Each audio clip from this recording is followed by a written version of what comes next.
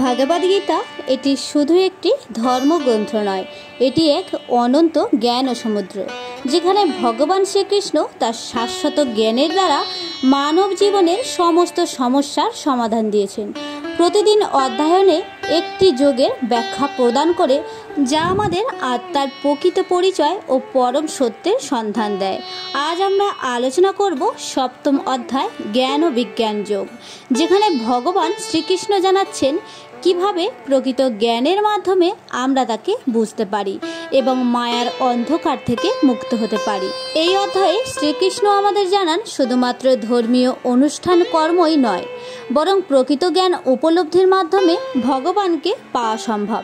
এখানে 3-4 ধরনের ভক্তের কথা বলা হয়েছে: দুঃখী ও জিজ্ঞাসু, অর্থপ্রার্থী এবং জ্ঞানী।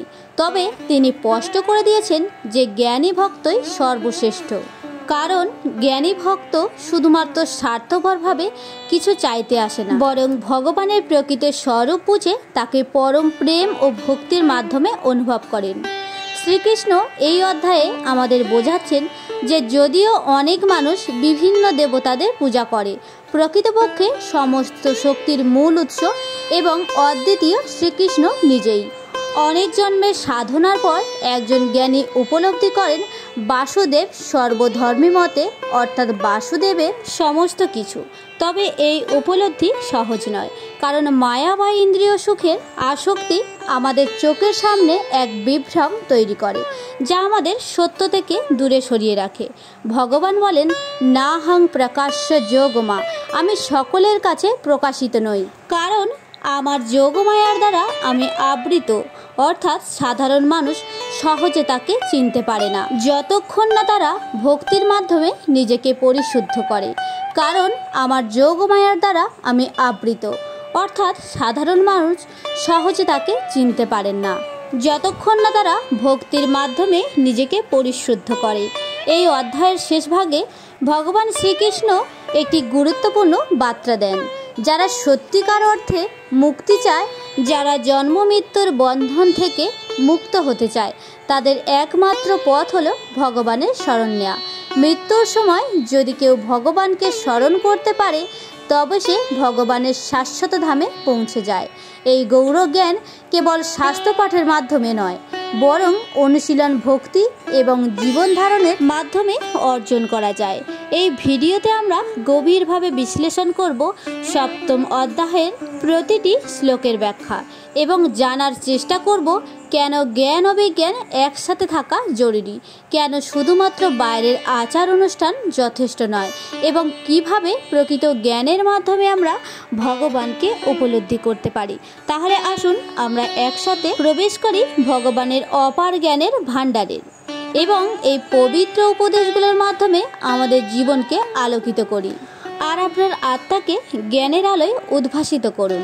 ভগবান শ্রীকৃষ্ণ বললেন, হে পার্থ, আমার প্রতি আসক্ত মন নিয়ে আমার আশ্রয় গ্রহণ করে যোগ ও অভ্যাসের মাধ্যমে সন্দেহ মুক্ত হয়ে আমাকে পূর্ণরূপে জানার যে জ্ঞান রয়েছে তাই শোনো। এই শ্লোকে ভগবান শ্রীকৃষ্ণ অর্জুনকে বলছেন, যারা তার প্রতি একাগ্রচিত্তে ভক্তি ও যোগের মাধ্যমে তার শরণাপন্ন হয়, তারা তাকে সম্পূর্ণরূপে জানতে সক্ষম হয়। এটি ভক্তিযোগের গুরুত্ব বোঝায়, যা শুধুমাত্র তত্ত্বগত জ্ঞানই নয়, বরং প্রেম ও আত্মার দ্বারা অনুপ্রাণিত। আমি তোমাকে জ্ঞান ও বিজ্ঞান সহ আধ্যাত্মিক উপলব্ধি সহ সব কিছু সম্পূর্ণরূপে বর্ণনা করব, যা জানলে আর কিছু জানার বাকি থাকবে না। এখানে ভগবান দুটি জ্ঞানের কথা বলেছে: জ্ঞান ও শাস্ত্রীয় ও তাত্ত্বিক জ্ঞান, আর বিজ্ঞান হলো বাস্তব অভিজ্ঞতা বা উপলব্ধি, যা শুধুমাত্র শাস্ত্র পড়ার মাধ্যমে নয়, বরং যোগ ও ভক্তির মাধ্যমে অর্জিত হয়। ভগবান বোঝাচ্ছেন যে যখন কেউ এই পূর্ণ জ্ঞান লাভ করে, তখন আর তার কোনো সন্দেহ বা অতিরিক্ত অনুসন্ধানের প্রয়োজনই হয় না। হাজারো মানুষের মধ্যে কেউ কেউ সিদ্ধি অর্জনের জন্য প্রচেষ্টা চালায়, আর সেই প্রচেষ্টাকারীদের মধ্যেও অতি অল্প সংখ্যক মানুষ প্রকৃতপক্ষে আমাকে তত্ত্বগতভাবে জানতে পারে। এই শ্লোকে ভগবান বোঝাচ্ছে যে ঈশ্বর সাক্ষাৎকার ও আত্ম উপলব্ধি সহজ নয়, মানুষ সাধারণত পার্থিব জীবনে সাধনার পথে অগ্রসর হয় তাদের মধ্যে খুব কমজন প্রকৃত সত্য উপলব্ধি করতে পারে। পৃথিবী, জল, অগ্নি, বায়ু, আকাশ, মন, বুদ্ধি এবং অহংকার, এই 8টি উপাদান আমরা ভিন্ন প্রকৃতির। এই 8টি উপাদানকে আমরা প্রকৃতি অর্থাৎ নিম্নতর ভৌতিক প্রকৃতি বলা হয়। সৃষ্টির মূল উপাদান এগুলো হলো ভূমি অর্থাৎ পৃথিবী কঠিন পদার্থ, আপ জল বা তরল পদার্থ, অনল অগ্নি বা তাপ শক্তি, বায়ু গ্যাসীয় পদার্থ। পৃথিবী, জল, বায়ু, অগ্নি, আকাশ, মন, বুদ্ধি এবং অহংকার, এই 8টি উপাদান আমার ভিন্ন প্রকৃতির। এই 8টি উপাদানকে অপার প্রকৃতি বলা হয়, যা সৃষ্টির মূল উপাদান। হে মহাভাব শক্তিশালী অর্জুন, এর উপরে 8টি উপাদান নিম্নতর প্রকৃতি, কিন্তু এর চেয়ে শ্রেষ্ঠ আরেকটি প্রকৃতি আছে, যা হলো জীবাত্মা। এটি সমগ্র জগৎকে ধারণ করে। শ্লোকে ভগবান বলছেন যে উপরে বর্ণিত 8টি উপাদান কেবল জড় বা জড় প্রকৃতি অর্থাৎ নিষ্ক্রিয় শক্তি, কিন্তু প্রকৃত শক্তি হলো জীবাত্মা বা চেতন শক্তি। চেতনার সংযোগেই এই বিশ্ব পরিচালিত হয়। যে এই 2টি প্রকৃতি থেকে সমস্ত জীবের উৎপত্তি হয়েছে। আমি সমগ্র বিশ্বের উৎপত্তি ও সংহারকারী। এগুলোকে ভগবান জানাচ্ছে যে সব কিছু তার থেকে সৃষ্টি হয় এবং সব কিছু শেষও তার মধ্যে বিলীন হয়। তিনি জগতের সৃষ্টির মূল কারণ এবং মহাপ্রলয়ের সময় সব কিছু তার মধ্যে লীন হয়ে যায়। হে ধনঞ্জয়, আমার চেয়ে উচ্চতর আর কিছুই নেই। এই সমস্ত বিশ্বে আমার মধ্যেই গাঁথা আছে। যেমন মুক্তাগুলি সুতোর মধ্যে গাঁথা থাকে, ভগবান বোঝাচ্ছে যে তিনি সর্বোচ্চ শক্তি এবং সমস্ত কিছু তার মাধ্যমে টিকে আছে।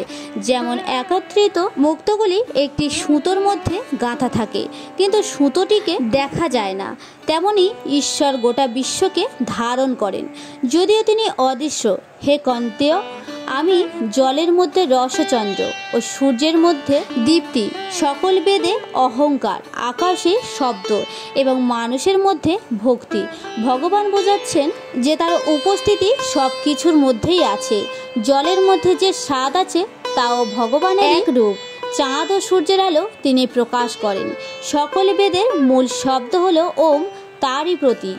আকাশের ধ্বনি তার শক্তির অংশ। মানুষের শক্তি ও সামর্থ্য তিনিই প্রদান করেন। এইভাবে শ্রীকৃষ্ণ বুঝিয়ে দিচ্ছেন যে তিনি সর্বত্র বিরাজমান। আমি পবিত্র গন্ধরূপে এই পৃথিবীতে বিদ্যমান। সূর্যের তেজ আমি, সকল জীবের জীবনও আমি এবং সকল তপস্বীদের মধ্যে তপস্যার শক্তি আমি।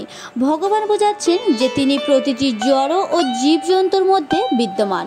পৃথিবীর গন্ধ হলো শস্য ও ফুলের সুগন্ধ, তারই দান। সূর্যের তেজ উজ্জ্বলতা ও ঈশ্বরের শক্তির প্রতিফলন। প্রতিটি প্রাণীর মধ্যে থাকা জীবন শক্তি ভগবান। যারা কঠোর সাধনা করে তাদের মধ্যে তপস্যার মূল উৎস তিনি। হে পার্থ, জেনে রেখো আমি সমস্ত জীবের চিরস্থায়ী। আমি জ্ঞানীদের মধ্যে বুদ্ধি এবং শক্তিশালীদের মধ্যে তেজ। ভগবান বুঝিয়ে দিচ্ছেন যে সমস্ত জীব তার মাধ্যমে সৃষ্টি হয়। প্রকৃত জ্ঞান ও বুদ্ধির উৎস ভগবান। সমস্ত শক্তির প্রতিভার মূল ভিত্তি তিনি। এটি বোঝান যে সব গুণ ও শক্তি ভগবান থেকেই আসে। হে ভারতবংশীয় শ্রেষ্ঠ অর্জুন, আমি বলশালীদের মধ্যে সেই শক্তি যে কামনা ও আসক্তিহীন, এবং আমি সকল জীবের মধ্যে সেই কামনা যা ধর্মের এবং পরিপন্থী নয়। ভগবান বলছেন যে সেই শক্তি যা স্বার্থপরতা ও অহংকারহীন, সেটি প্রকৃত শক্তি। সৃষ্টির ধারাকে বজায় রাখার জন্য ধর্মসম্মত কামনা ও ইচ্ছাও তারই ইচ্ছার অংশ। অর্থাৎ যে শক্তি ন্যায় বিরুদ্ধ নয় এবং যে কামনা ধর্মবিরুদ্ধ নয়, সেটাই ঈশ্বর প্রদত্ত সাত্ত্বিক, রাজসিক ও তামসিক। এই 3 ধরনের ভাব আমার থেকে উদ্ভূত হয়, কিন্তু আমি তাতে আবদ্ধ নই, আর তারা আমার মধ্যে আছে ত্রিগুণাত্মক প্রকৃতির। এই 3টি গুণ, সত্যগুণ, রজগুণ এবং তমগুণ, ঈশ্বর থেকে আসে, তবে তিনি নিজে এই গুণগুলোর দ্বারা প্রভাবিত নন।